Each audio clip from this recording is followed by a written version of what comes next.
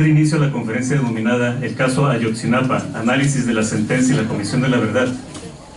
Como parte de los eventos realizados en el marco de la Semana de Derecho de nuestra Universidad Autónoma de Baja California, me permito presentar a los integrantes del Presidium. Maestro Raúl Eduardo Vázquez Guerrero, subdirector de la Facultad de Derecho, Campus Tijuana.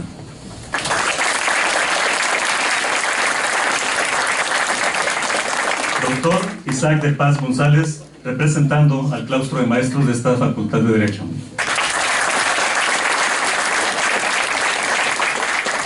Y a nuestro conferencista, el maestro Mauricio Fernández de la Mora, magistrado del primer Tribunal Colegiado de Circuito de Tamaulipas.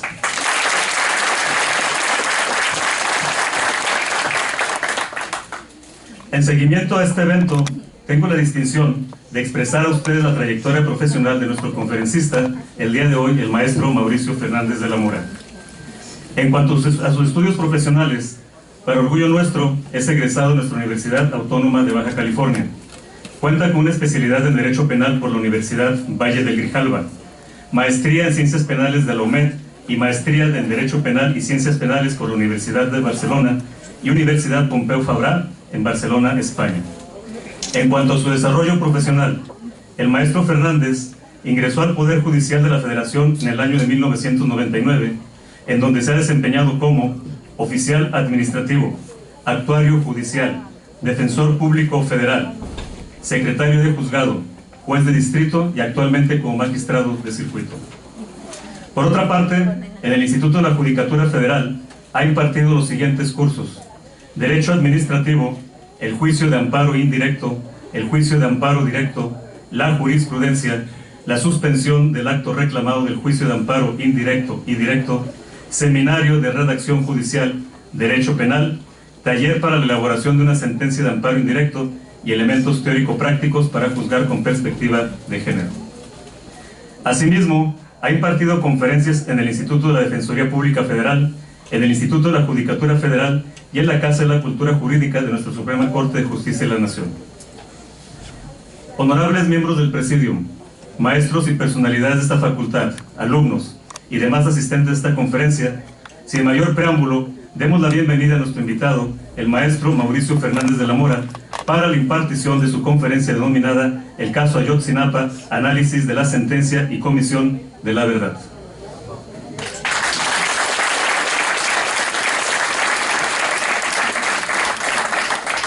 ¿Ya está? Bueno, antes que nada agradecer la invitación que me distinguió la Facultad de Derecho.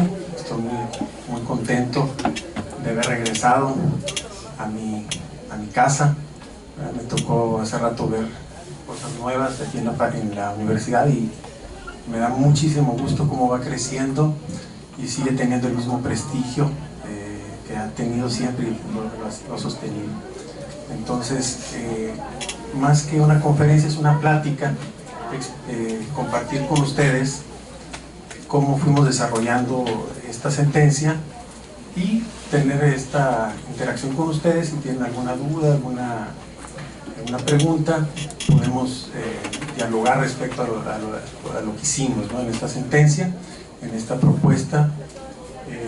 Y bueno, inicio por lo más importante, ¿no? ¿Por qué Tamaulipas?, ¿no? Mucha gente se quedó pensando y es muy válido. Hechos que son en Guerrero. ¿Por qué un tribunal colegiado de Tamaulipas? Bueno, hay que entrar con eso. Detienen a varios imputados y los distribuyen en toda la República. Bueno, en toda la República, en ceferesos de máxima seguridad. En Matamoros había uno, ya actualmente lo cerraron, pero en ese momento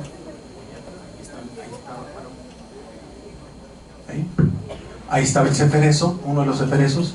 Entonces conoce el juez de procesos penales federales en Matamoros. Consignan por delincuencia organizada, dicta auto de formal prisión, apelan, conoce el Tribunal Unitario de Matamoros, confirma, interpone en recurso el amparo indirecto y ahí se va a Reynosa, el tercer tribunal unitario. El tercer tribunal unitario concede el amparo sin entrar al estudio de los conceptos de violación. Considera que hay una violación procesal porque, si bien es cierto, es un delito de delincuencia organizada, los hechos en el cual basa la teoría del caso de la Fiscalía efectivamente se basan en la desaparición de los 43 estudiantes. Entonces determina de manera correcta, dice, bueno, aquí hay víctimas y no se les notificó el inicio del procedimiento. Entonces ordena la reposición, concede el amparo para que se reponga y se dé la intervención de las víctimas en el proceso. Ante esa concesión de amparo, la Fiscalía, el Ministerio Público, determina interponer recurso de revisión bajo 3 argumentos. Que en delincuencia organizada no existen las víctimas, que no debe haber víctimas en ese delito. Segundo, que no debe de haber un reconocimiento o participación de las víctimas en un proceso, porque para eso está la representación social, y que todo aquel inconformidad lo puede ser a través de la Fiscalía. Y tercero, que no era necesaria la reposición. Entonces, bueno, nos llega al colegiado. Estuvo en otra ponencia, ese asunto no era mío desde inicio. Propone una propuesta un compañero magistrado, no estoy de acuerdo, lo digo abiertamente.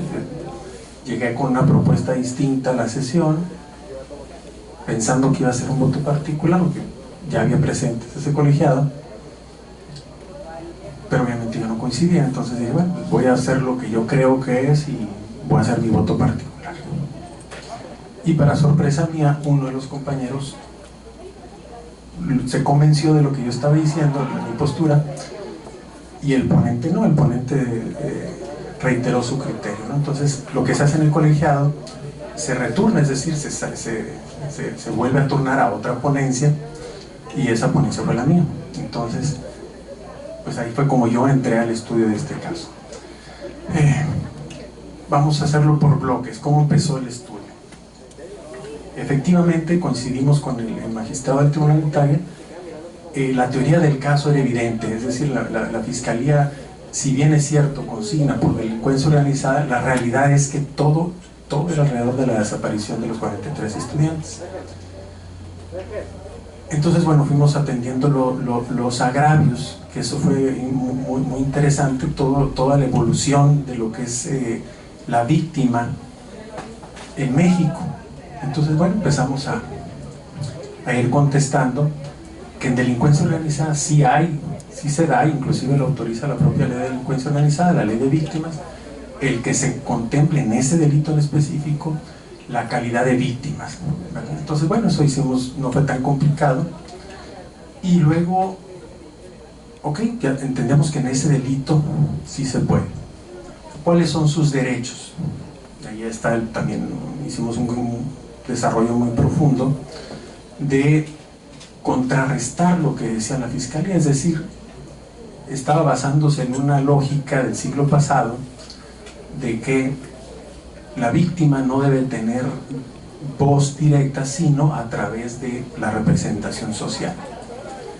Y ahí entonces también hicimos un análisis de cuál ha sido la evolución de la jurisprudencia de nuestra Suprema Corte, y pues obviamente fuimos analizando las reformas del 93, del 96, del 2000, cómo se fue dándole más derechos el constituyente a las víctimas. Y en la reforma de 2000 quedó muy claro en la exposición de motivos que era equiparar los derechos del imputado igual los derechos de la víctima. Obviamente esa reforma tardó en reflejarse en nuestro proceso, es la realidad, era algo nuevo y no se entendía muy bien, pero la jurisprudencia de la Corte, de nuestra Suprema Corte, así lo fue estableciendo a partir de 2005, 2007, 2009, 2011, hasta llegar a una lógica de convertirlo en una parte autónoma, es decir, que la víctima ya puede interponer recursos, puede hacer uso de la voz, puede apelar, amparo, revisión, es decir, una serie, es decir, como si fuera otra parte en el juicio, ¿no? Entonces fuimos haciendo ese desarrollo y luego empezamos una cuestión, bueno, ¿quiénes son las víctimas en este caso? Y para eso ya determinamos que el delito en sí, o no el delito, porque no nos quisimos meter esa cuestión de tipificación, pero evidentemente eran hechos de desaparición forzada de personas.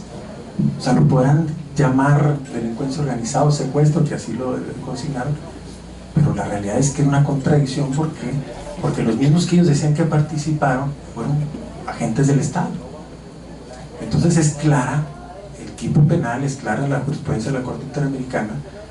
No importa si posteriormente se los entregan a delincuentes o participan delincuentes, no importa, mientras que el Estado fueron los que los sustraen, los detienen, a ese ya son hechos de desaparición forzada de personas. Entonces, ¿cuál fue el siguiente paso? Entendemos que son hechos de desaparición forzada de personas, y en México lamentablemente no hay los criterios suficientes para desarrollar un debido proceso y poder ver qué reglas tomar o qué vamos a hacer ante estos hechos, ¿no? Cómo lo podemos atender. Y ahí fue donde empezamos a nosotros crear, porque ya hicimos criterio jurisprudencial, del debido proceso internacional. Es decir, atendemos lo que es la norma y jurisprudencia internacional, y empezamos a darnos cuenta que nos dice nuestra jurisprudencia de la Corte Interamericana. Hablando de este tipo de violaciones graves a derechos humanos, no puedes analizar los hechos de manera fragmentada, como consignó en este caso el Ministerio Público. Es decir, se limitó una parte de la desaparición. Es decir, cuando al parecer, o la teoría del caso dice que fueron incinerados. Sin embargo, atendiendo esa jurisprudencia, nos dice claramente que no se debe así. No puedes analizar los hechos fragmentados, tienes que analizarlo de manera integral. Y ahí fue donde hicimos un análisis completo de todo el caso, en base a lo que teníamos de los informes del GIEI, de la ONU, que estaban autorizados por la PGR. Nunca nos salimos de la PGR, de lo que ya tenían ellos, que estaban vinculados en documentos oficiales. Entonces nos dimos cuenta que el primer paso, el primer bloque, que era identificar las víctimas, que no solo se limitaba a los 43 estudiantes desaparecidos, sino a los familiares y también a las personas que fueron lesionadas y ejecutadas extrajudicialmente. También hicimos esa introducción, es decir, entramos a los protocolos, al protocolo de Minnesota, que explica de manera muy detallada cuánto se da una ejecución extrajudicial, y al igual que la jurisprudencia, cómo lo va marcando. Entonces claramente quedó evidenciado que no eran nada más esas víctimas. Entonces desde ahí empezamos a construir esta comparación con el unitario. Obviamente después ya se ve reflejado, pero lo adelanto. Mientras que en el debido proceso nacional únicamente se le podía o se da la pauta para reconocer el carácter de víctimas a estos 43 estudiantes o sus familiares. El debido internacional reconoce más víctimas. Estaban los muchachos, los jóvenes de un equipo de fútbol, avispones de Chilpancingo, y otras personas que estuvieron ahí en los hechos, ¿no? Entonces ese fue un primer paso importante de determinar quiénes son las víctimas en estos hechos. Una vez que pasamos a eso, donde coincidimos con la Fiscalía, es precisamente que no era necesario reponer el procedimiento. ¿Por qué? Porque ya tienen un auto de formal prisión las víctimas, es decir, ya tienen un triunfo. Lo manejamos como muy sentido común, es decir, es un auto de formal prisión, ya tienen una victoria, digamos de así, y con el solo hecho de darles intervención en el proceso, era más que suficiente para darles el derecho a participar en un proceso, que sí es un derecho constitucional, pero no la reposición, ¿verdad? Entonces esa fue la postura. Determinamos revocar la determinación del tercer tribunal unitario, porque no coincidimos en esa revocación para la reposición del procedimiento, Y la ley de amparo es muy clara, entonces te obliga, no es opcional, a reasumir jurisdicción. ¿Qué significa? De lo que no hizo el tribunal unitario, que es entrar a los conceptos de violación, porque cuando hay una violación procesal, como en este caso, y determina reponer el procedimiento, no estudia los conceptos de violación. ¿Cuáles eran los conceptos de violación? Los procesados argumentaron que fueron puestos con demora al Ministerio Público, es decir, la Constitución dice que cuando son detenidos, sin demora deben de ser puestos ante el Ministerio Público. Ellos argumentaban que no fue así. Y segunda cuestión importante, que esas confesiones que estaban en el expediente fueron a base de tortura. Entonces, la litis para nosotros, la inicial, era la que nos propuso la Fiscalía, ¿sí? Atendimos a la litis. Sin embargo, en atención a lo que dice la ley de amparo, reasumimos jurisdicción y tuvimos que atender por orden de la ley de amparo, no por iniciativa o sugerencia nosotros, tuvimos que atender la litis del amparo indirecto, que son los conceptos de violación que formularon los quejosos detenidos en su momento. Entonces, bueno, ahora sigue el siguiente bloque. Vamos a ver si tienen no razón o qué es lo que tenemos que contestar los conceptos de violación. Y bueno, pues lamentablemente, pues sí nos dimos cuenta, para revisar el expediente, que había demasiadas horas en esa puesta a disposición, es decir, son detenidos en Morelos, en la Ciudad de México, y tardaban 5, 7, 9 horas. Entonces, bueno, pues, no había justificación, las justificaciones que había no eran creíbles. Entonces, ese era muy fácil, ¿no? Y vimos varias irregularidades, los defensores también no hicieron bien su trabajo, la Fiscalía, la forma en que los interroga, la forma en que les hace ver sus derechos, cómo solicita una orden de presentación y los trata como orden de aprehensión. Empezamos a detallar todo ese tipo de irregularidades, ¿verdad? Las fuimos marcando, y ese concepto de violación determinamos que efectivamente había demora, ¿verdad?, en esa puesta a disposición. Posteriormente, pues sigue la tortura, ¿no?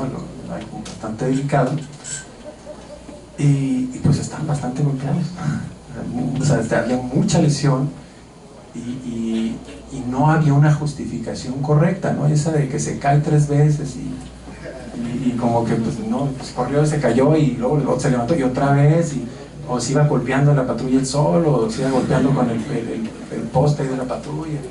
Dices, bueno, pues es que era tu obligación, o sea, está bajo tu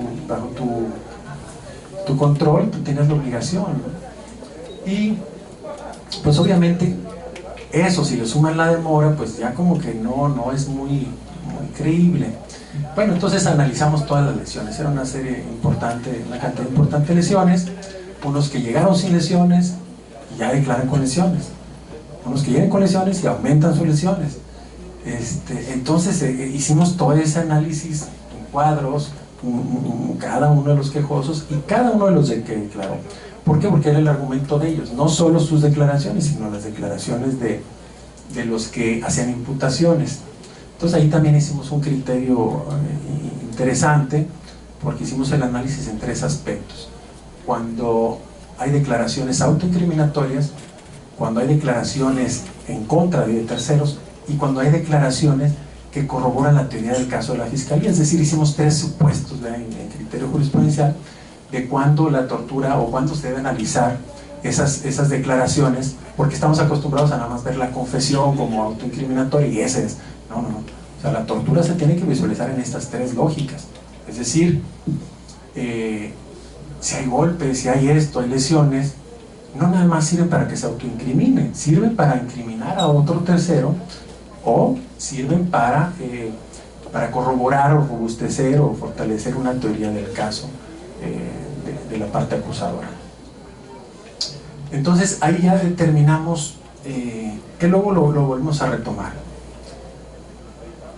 y dicen ya hay ¿qué se necesita para la tortura? Determinar si hay o no, o sea, hay un protocolo de Estambul, sí, pero los dictámenes no estaban completos, pero los que había eran por parte de la Fiscalía, ¿sí?, del PGR.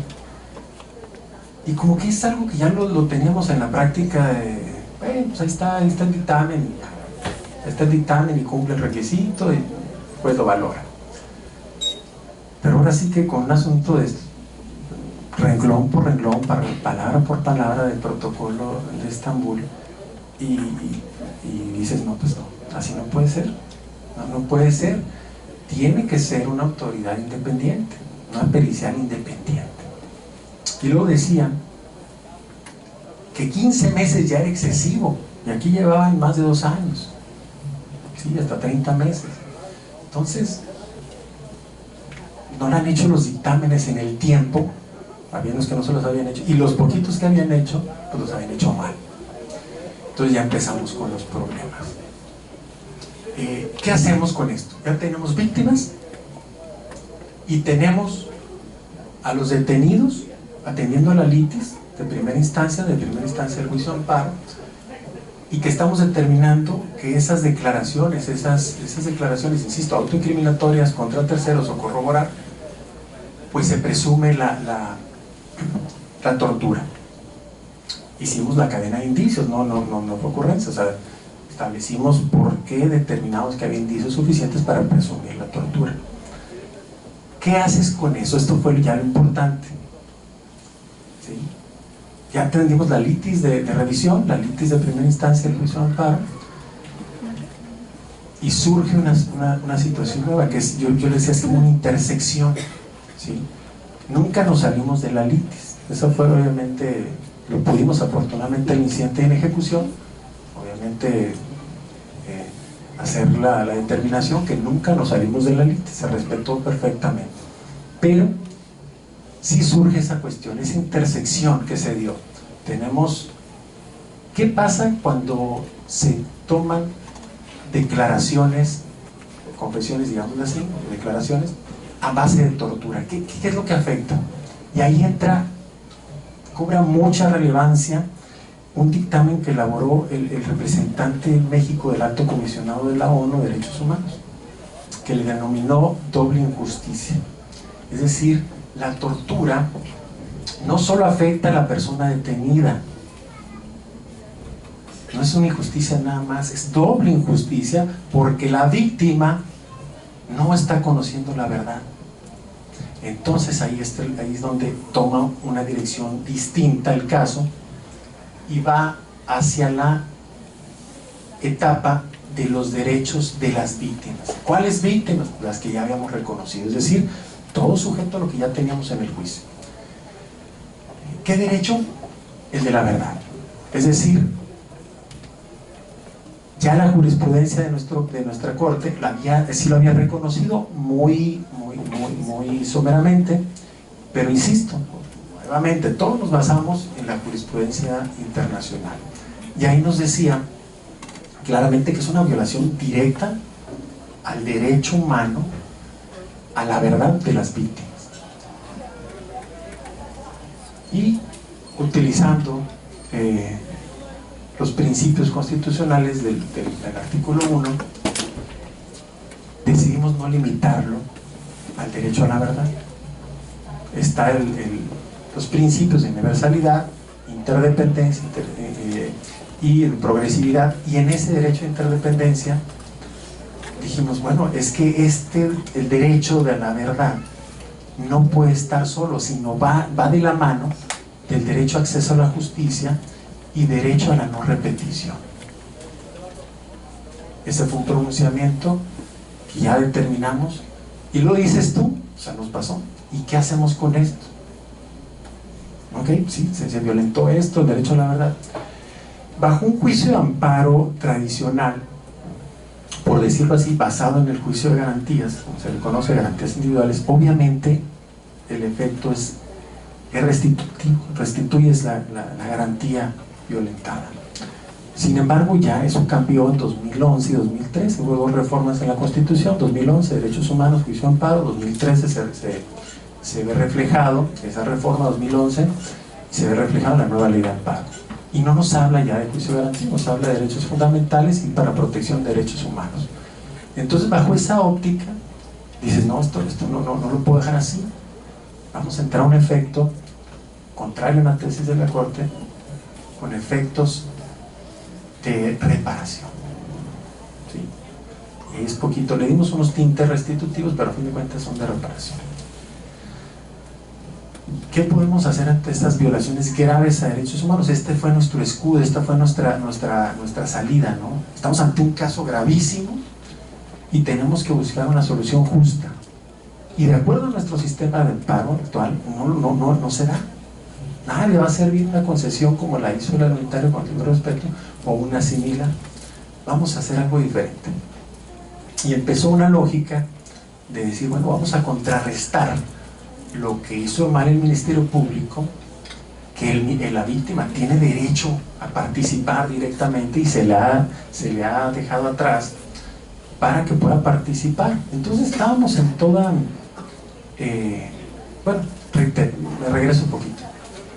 Uno de esos derechos a la verdad, derecho a la verdad, derecho a acceso a la justicia y derecho a la repetición, atendiendo otra vez, vuelvo a insistir, al debido proceso internacional, nos dicen, ¿cómo lo vas a determinar si se violentó aún más? O sea, es decir, no nada más porque hubo la tortura en ese sentido, revisa la investigación. ¿Cómo se lleva la investigación en casos de violaciones graves a derechos humanos? Generalizando desaparición forzada de personas, ejecuciones extrajudiciales. Pronta, efectiva, independiente, imparcial. Ni una. Nada. Y obviamente lo sostuvimos con datos de la misma averiguación, no insinuaciones ni ideas. Entonces, queda claro, de acuerdo a lo que dice la Corte Interamericana, que esos requisitos que debe tener una investigación para hechos de esa naturaleza no se cumplieron. Entonces ese fue el soporte que ¿qué vamos a hacer para reparar esa situación? Porque a las víctimas no les sirve de mucho, vente al proceso y participa. Eran hechos muy lamentables, muy graves, y que no se pueden dejar pasar. ¿A qué? A que hay una sentencia, que se vayan a la Corte Interamericana, tarden muchos años en emitir su jurisprudencia, o sea, su sentencia, y el cumplimiento, pues ahí lo vamos a ver otros 8 o 9 años. No, vamos a buscar una solución, es la obligación que hacemos en los juzgados, que es nuestra obligación, lo que buscamos siempre, la justicia. Una solución justa, sin obstáculos formalistas o procesales. Entonces, bueno, les comparto que estábamos en ese dilema, puse al secretario, lo hicimos por bloques, ¿verdad? Íbamos trabajando en conjunto, yo y el secretario. Entonces yo le iba dando instrucciones, haz esto, vamos a trabajar en este sentido, vamos a hacer un equilibrio, ¿verdad? El Ministerio Público no ha atendido lo que dice la Constitución y se ve muy afectado la víctima. Entonces estamos en ese proceso que estaba trabajando el secretario, cuando le pedía a una compañerita que me estaba ayudando a traer todos los precedentes internacionales, no sabía de qué se trataba el caso, fue un sigilo total, nadie lo supo, nadie en el tribunal, nadie se le esperaba esa sentencia, ni mis compañeros, ni nadie, ni el tribunal menos. Entonces yo le pedía todos los precedentes, no, búscame, hay un antecedente de tal caso, contra Honduras, contra Guatemala, y él iba pasando, y ella me los pasaba, no sabía ni de qué se trataba, pensaba que estaba estudiando. Entonces se me ocurrió, le digo, pásame los últimos 5 años de jurisprudencia. Eran alrededor de 80 casos, poquito más. Pues te sirve independientemente de cultura general, ¿no?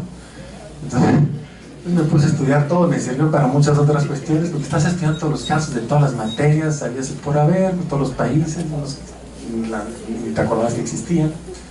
Y encontré estos dos, Lanzuato Castro y Favela Nova Brasilia, donde claramente son de 2017, creo que era de 2016, pero ya es lo más reciente de la Corte Interamericana, donde dicen, bueno, ante casos de graves violaciones a derechos humanos, y como es derecho de toda sociedad democrática conocer la verdad, y incluyen no solo a la víctima, sino incluyen a la sociedad, y luego voy a retomar eso de la no repetición, dice, la única forma de contrarrestar esto es creando una comisión.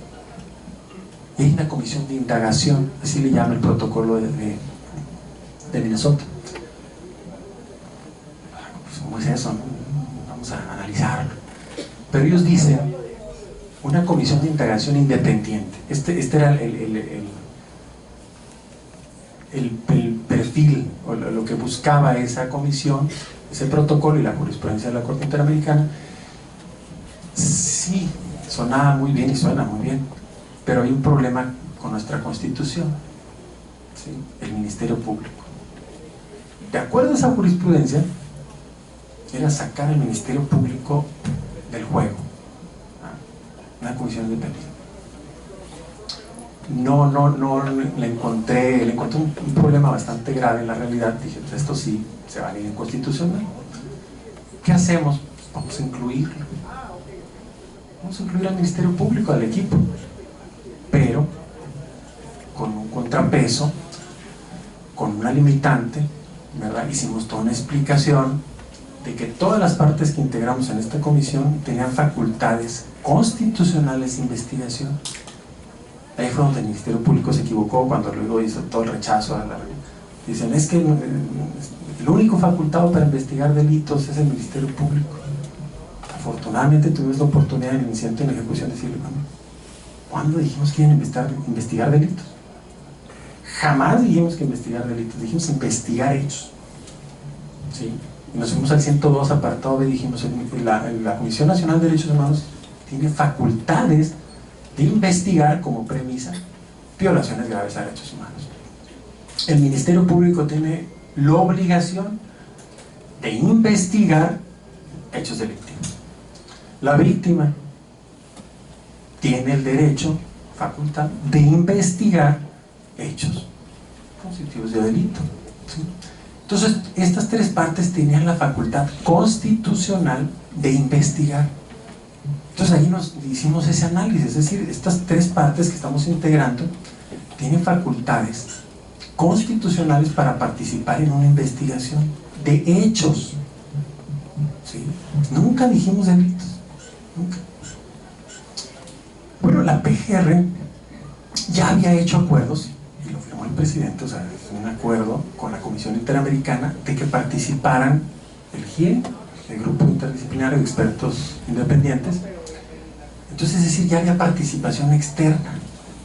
La ONU ya había participado y había hecho sus informes.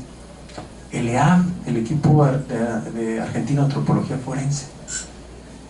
Entonces, ¿cuál es el obstáculo? Pues ya estaban participando. Simplemente lo que propusimos nosotros es trabajen en equipo, ¿sí? Y tuvimos que hacer ese contrapeso en la práctica, porque el Ministerio Público no estaba escuchando lo que estaba proponiendo las víctimas y el GIE. Se sostuvieron en una línea de investigación única, es decir, lo que famoso conocido la verdad histórica. Entonces, obviamente, tuvimos que hacer, es un mecanismo extraordinario, lo aclaramos también en tesis, no es general, es decir, es un caso extraordinario, tienes que tomar medidas extraordinarias. ¿Para qué? Para resolver el caso, para solucionarlo de manera justa y que las víctimas puedan ya tener un acercamiento a esos derechos que tienen, ¿verdad? Insisto, de la verdad, acceso a la justicia y no repetición. No repetición, como bien lo dijo en unas jurisprudencias de la Corte Interamericana, en ese caso de Basualdo Castro, pues no solo beneficia a las víctimas, beneficia a toda la sociedad, ¿sí? ¿Por qué? Pues porque si sabemos la verdad, las cosas, es más probable que esto no vuelva a repetirse. Si no se sabe la verdad, pues ¿qué va a pasar? Hasta seguir lo que ha estado pasando en la última década, ¿verdad? Siguen incrementándose las apariciones, no hay responsables, le siguen llamando secuestro, delincuencia organizada. Hicimos un llamado muy fuerte de atención, pero en ese sentido, tomando en cuenta también el presidente Rosendo Radilla. Ahí también lo dijeron, oye, pero ¿por qué vino por ese delito? Esta es desaparición forzada. No, es que ya prescribió. No prescribe, porque es momento a momento y no prescribe. Entonces, empezamos a hablar de premisas. Llámale primero cómo es los hechos. ¿Por qué? Porque te abre el panorama a la lógica de la investigación. Si tú lo sigues viendo como secuestro y delincuencia organizada, pues tú te enfocas a un grupo delictivo, sentido común.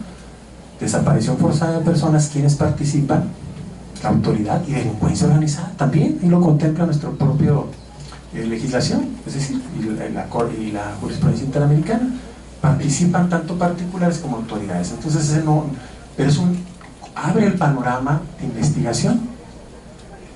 Entonces ese fue uno de los llamados de atención. ¿Y qué vuelvo a reiterar del debido proceso internacional? Ahora en derechos de víctimas, dice el Tribunal Unitario bajo el debido proceso nacional que el derecho a las víctimas, insisto que eran solamente los 43, tienen derecho a participar en un proceso penal.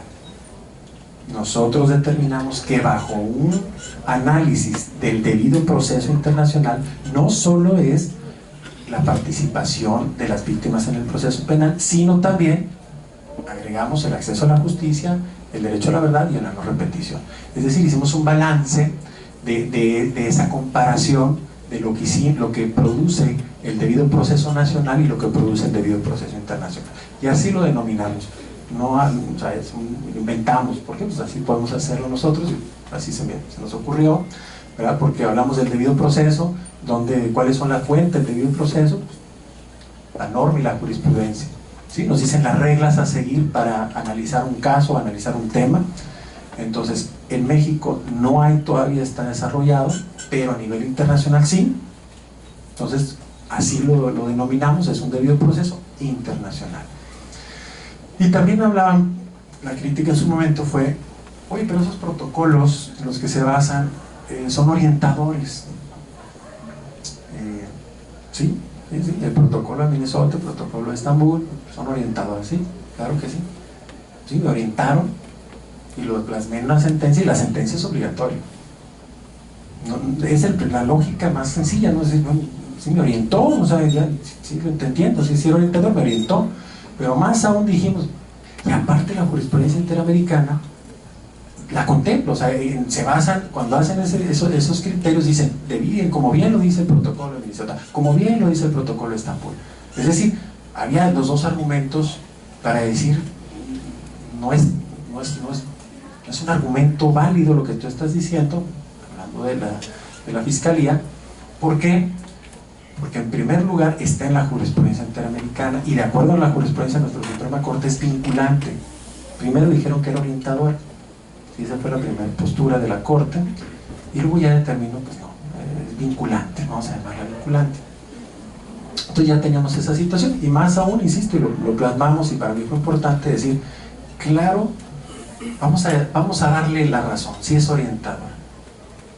Pues sí, pero mi sentencia de amparo es obligatoria. ¿De dónde vino? Ese es mi problema, ¿sí? Entonces, pues así llegamos a esa solución, que vimos una solución justa, de crear esta comisión. Este contrapeso es un mecanismo extraordinario, ¿verdad? Y también tuvimos la oportunidad de entrar a otros principios que son muy importantes en nuestro derecho, porque pareciera que nomás están de adorno, ¿no? Los principios de derecho, y a mí me encanta la teoría y me encanta introducir ese tipo de factores en sentencias. Y también tuvimos la oportunidad de hacer el principio de prevalencia. ¿Cómo lo hicimos? Comparar nuestro criterio con el del unitario en ese incidente en ejecución.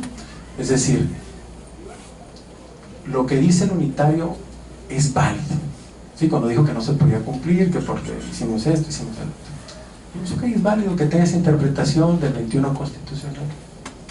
Nosotros como colegiado tenemos otra interpretación, es esta. Vamos a compararlas. Hicimos el cuadro de comparación y dijimos, bueno, esta tiene mayor beneficio, protege más a las víctimas y restringe menos, mientras que la del unitario restringe completamente tales y tales derechos. Entonces, ¿qué pasa este principio de prevalencia que está contemplado en el artículo 1 constitucional como el pro persona, ¿sí? Es decir, ante dos normas, que es la que se usa más, es la común, que ante dos normas vas a preferir, darle preferencia la que mayor beneficio tenga o menor restricción. Pero la que me gustó introducir, bueno, si está contemplada, es también de interpretación, no solo la norma, sino cuál interpretación es más favorable, cuál es menos restrictiva.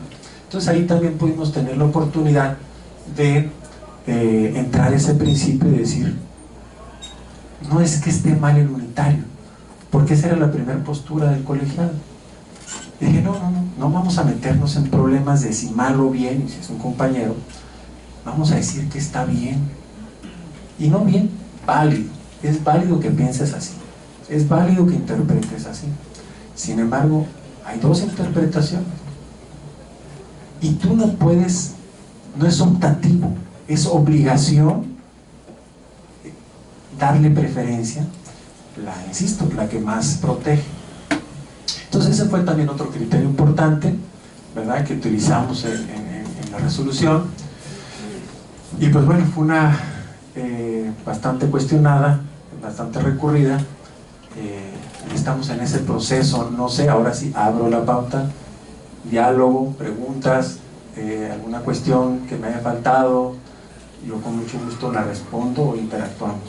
Así que si alguien quiere hacer uso de la voz, adelante.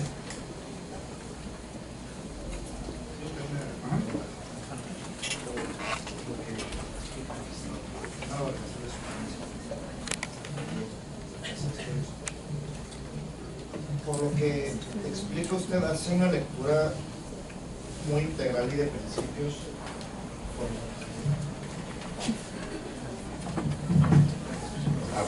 Si se alcanza a escuchar.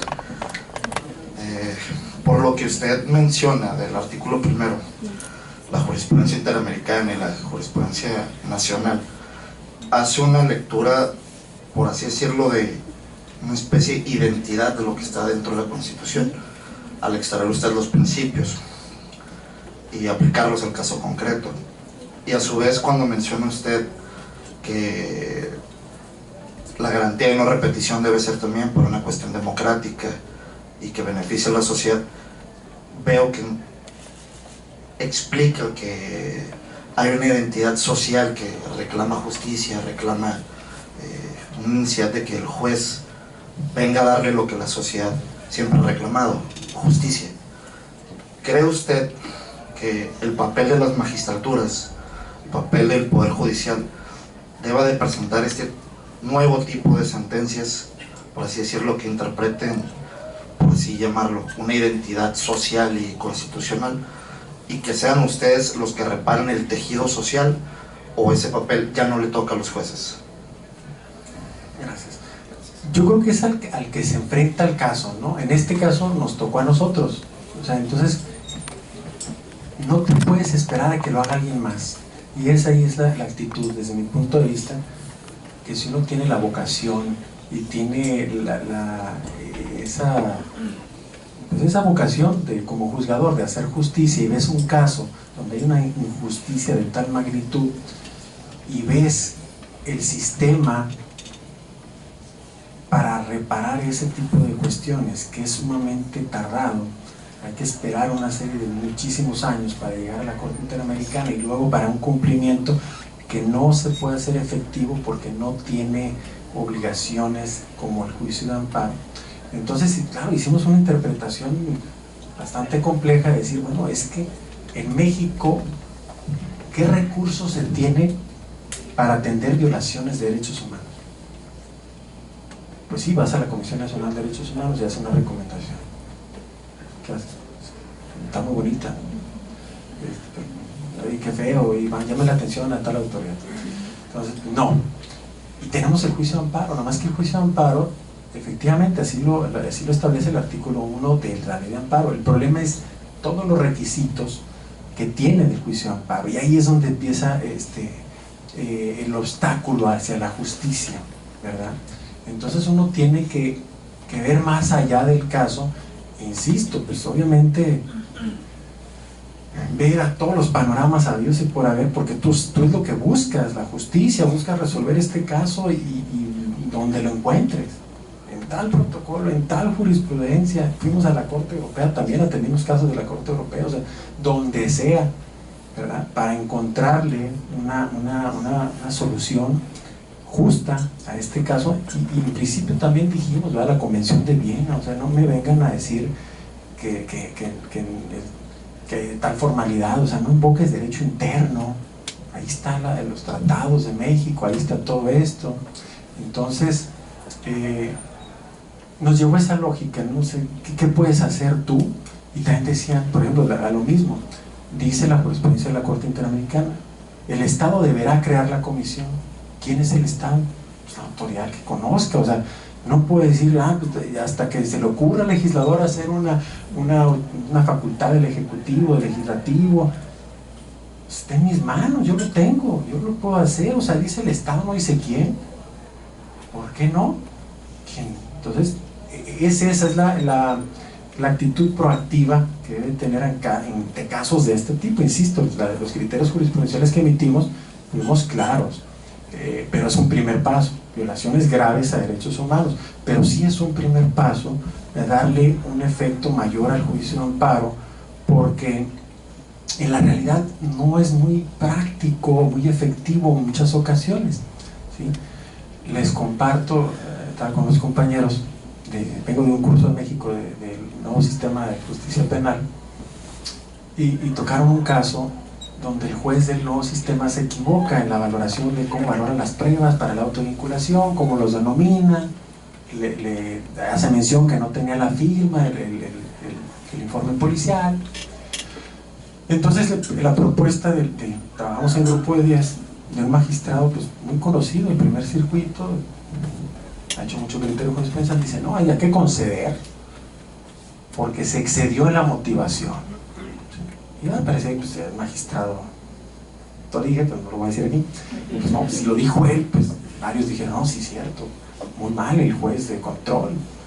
Entonces bueno, pues yo, curioso como soy, y siempre contrario, dije, bueno, ¿qué efecto tendría? O sea, ¿para qué?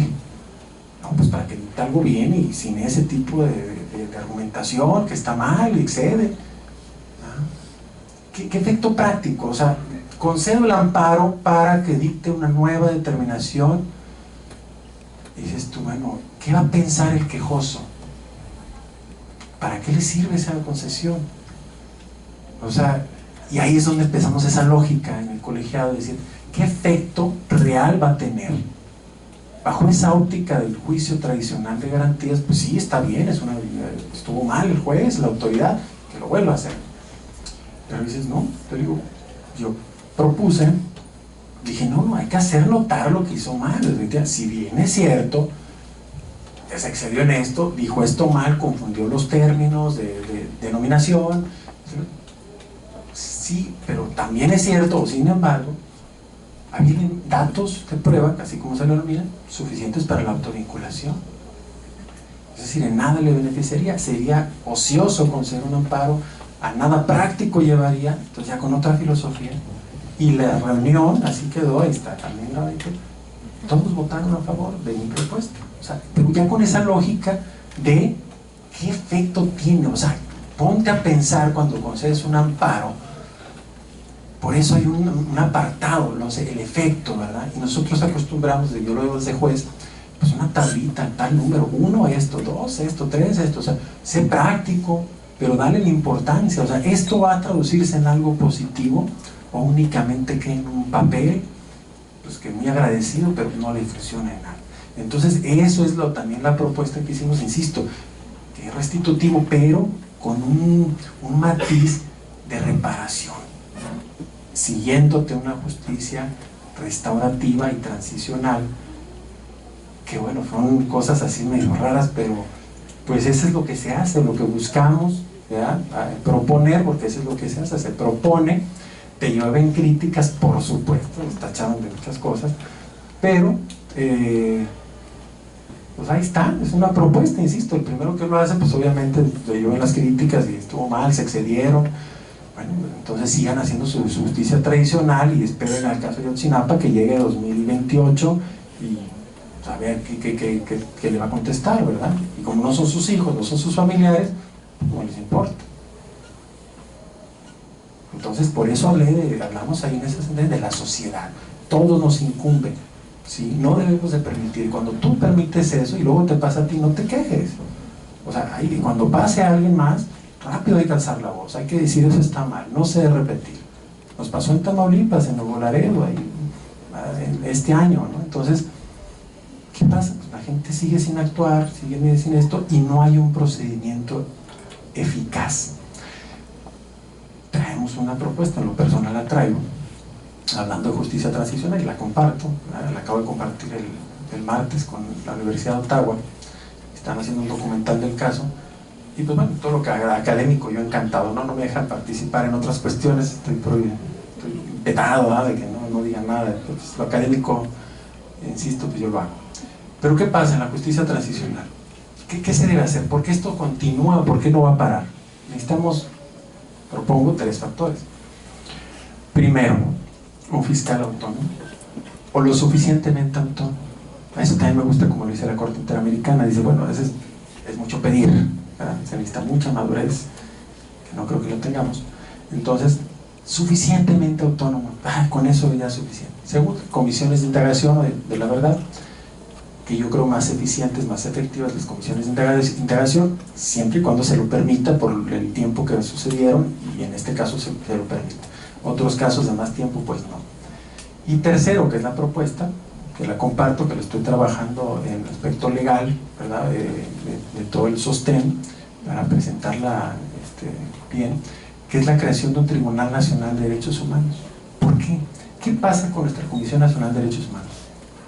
Insisto, ella hace muy bien su trabajo, muy buenas investigaciones, pero esas recomendaciones no trascienden, esa es la realidad. Y lo que pasa, la respuesta que acaba de hacer el nuevo legislador, es crear una comisión, no es comisión, de Defensoría del Pueblo. Exactamente. ¿Para qué? Pues para que sea vinculante la determinación. Y yo digo, a ver, un momento, o sea, por eso me atrevo ya ahorita para decirlo, y lo trabajaré más rápido, porque eso está bastante delicado. ¿Por qué? Porque el sistema debe trabajar como el sistema interamericano. ¿Cómo? Pues un órgano investigador y un órgano que acuse, y luego un órgano, o sea, un tribunal, es decir, alguien que formalmente revise el proceso y haga una determinación, pero un órgano jurisdiccional, no la misma autoridad. Es como si la PGR sentenciara, o sea, investiga y sentencia, y es vinculante. Permíteme, pero no es lo mejor. Si hay un problema actual en México, claro, la Comisión Nacional de Derechos Humanos no es efectiva. No estamos diciendo que hace mal su trabajo, hace muy bien el trabajo, pero no tiene esas facultades que necesita. Entonces, propongo, y esa es la idea, ¿verdad?, esa creación de ese tribunal, equipararlo al sistema interamericano. Comisión Interamericana de Derechos Humanos realiza su investigación y presenta el caso ante la Corte Interamericana. Pero insisto, a mí el aprendizaje que me dio increíble este caso es precisamente, es hermoso el sistema interamericano, las jurisprudencias son muy bonitas, mucho mejores que la Corte Europea, sí, pero son poco efectivas. O sea, ¿de qué les sirve un caso, el que ustedes quieran, Fernández Ortega, Camporrón, el que quieran? Casos que son en 2000, sentencia en 2009, y estamos en 2018 y siguen sin cumplir. Yo digo, no. El juicio de amparo, insisto, es una propuesta de irnos más allá, claro, sí, pero estamos solos. Que ya, por cierto, en el curso ya un compañero me pidió los criterios y se va a aventar un bonito criterio, ya me gustó. Va a intentar, ¿no?, proponer a su tribunal, a ver si tiene la misma suerte que yo. Pero también no es tan fácil el juicio de amparo, porque, como lo saben, ¿no?, hay muchas causas de improcedencia que nos bloquean, es la realidad, hay un bloqueo, no es tan fácil acceder al juicio de amparo. Entonces, si bien es cierto, lo contempla el uno constitucional y el uno de la ley de amparo, la realidad es que ya para llevarlo a la práctica no es tan fácil. Entonces, esta propuesta es en ese sentido, equipararlo al sistema interamericano y hacerlo efectivo. La Comisión Nacional de Derechos Humanos hace una investigación, determina que hay una violación grave de derechos humanos, y lo llevaría ante el Tribunal Nacional de Derechos Humanos con sus respectivas salas regionales. Yo lo equipararía al Tribunal Electoral del Poder Judicial, ¿verdad? Y son propuestas, pero creo yo que sería mucho más efectivo que tuviéramos una justicia más pronta.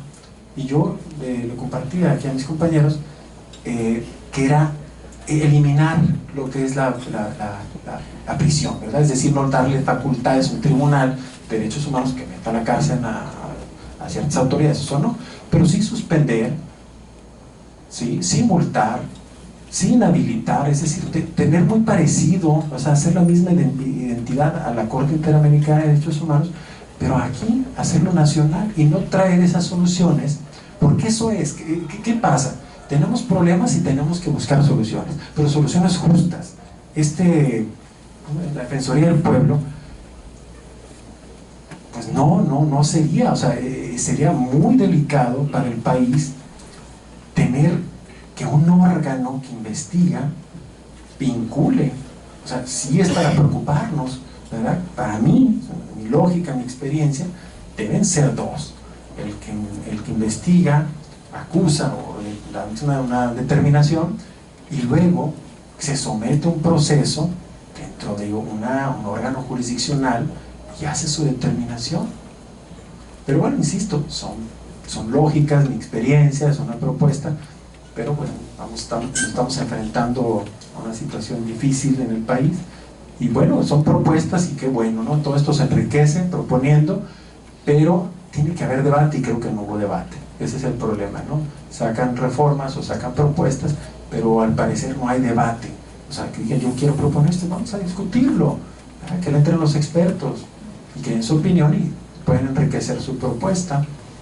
Pero yo en lo personal estoy trabajando eso, es un capricho personal, aprendizaje del caso, lo voy a hacer. Procede o no procede, pues no importa, pues es capricho personal. ¿Algo más? Sí, ¿qué comisiones de la verdad han sido exitosas alrededor del mundo, en otros países que se han implementado? Mira, las comisiones de la verdad tienen un problema.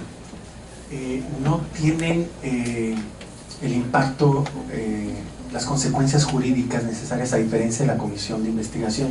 Y eso es por eso nosotros insistimos, no es una comisión de la verdad, es una comisión de investigación.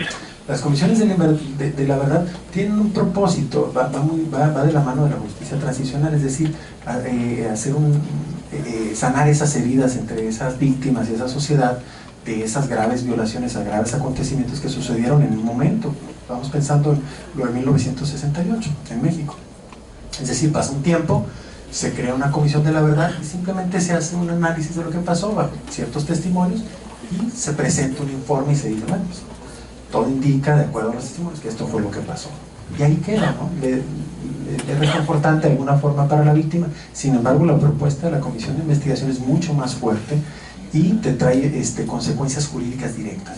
Nosotros lo que dijimos en la sentencia, es decir, no estamos limitando la facultad constitucional de las dos partes fuertes de la comisión, que es el Ministerio Público y la Comisión Nacional de Derechos Humanos. Es decir, al investigar hechos, va a seguir ese camino, están investigando hechos. Va a llegar algún momento, o en algunos momentos, que el Ministerio Público diga, aquí hay hechos delictivos.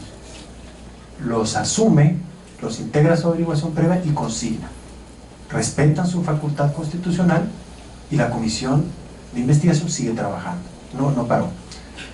Y al mismo tiempo, en ese mismo momento o en diverso, la Comisión Nacional de Derechos Humanos puede tener ahí. Para mí, esos hechos son violaciones graves a derechos humanos, ¿no?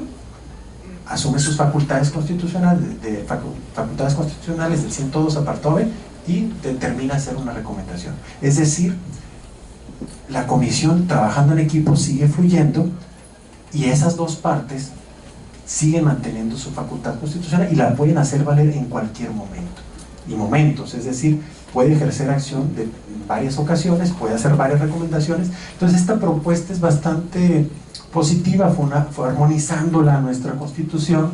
Es un trabajo, fue complejo, de cómo ese derecho internacional lo puedes armonizar a nuestra Constitución y lo puedes proponer, porque también lo que se trató no ir en contra de nuestra Constitución, que es el reclamo que hubo. Evidentemente, lo podrán haber visto, está documentado, después del incidente en ejecución no hubo respuesta, porque quedó todo bien claro, todo claro, la litis, la interpretación del 21, la interpretación del 102, los alcances jurisprudenciales, la convencionalidad. Entonces ya no dimos elementos para que haya nada. Fue una mala lectura, creo yo, de la autoridad y fue muy claro. Entonces, es decir, al momento de decir es que la investigación de delitos, y dijimos, nunca hicimos delitos. ¿Sí? Entonces, sí hay una diferencia entre esas dos comisiones de indagación de la verdad. Creo yo que las de la verdad no son tan productivas, pero son buenas. O sea, es decir, es una propuesta y a veces sí ayuda, ¿no? Pero hay que ver el tiempo del tiempo que ha pasado de los hechos que se investigan. Si ha pasado mucho tiempo, las de la verdad son más lógicas. ¿Sí? ¿Hay más? ¿Alguna otra pregunta? Bueno, a continuación, el maestro Raúl Vázquez procederá a entregar un reconocimiento al maestro Mauricio Fernández de la Mora.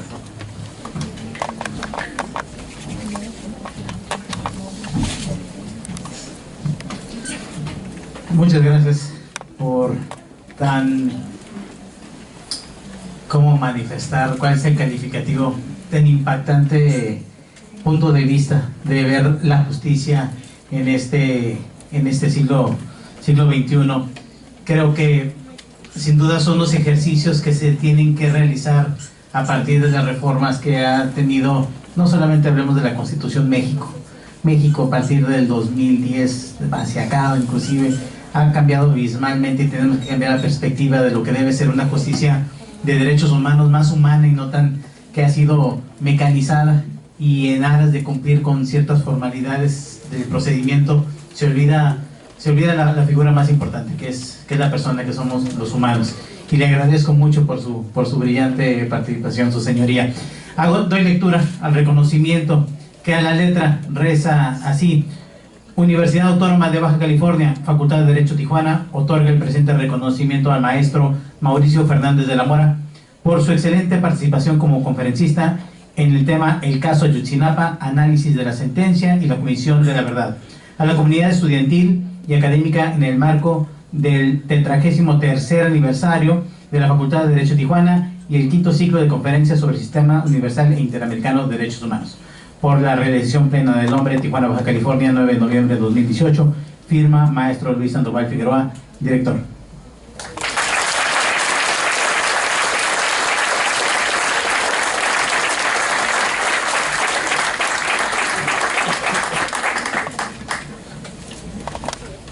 Sin más sobre el particular, y agradeciendo al maestro Fernández de la Mora su participación, valioso apoyo y aportación a nuestra Semana de Derecho, no queda más que dar por terminado el presente evento, no sin antes elogiar la presencia de todos ustedes. Muy buena tarde o ya muy buenas noches.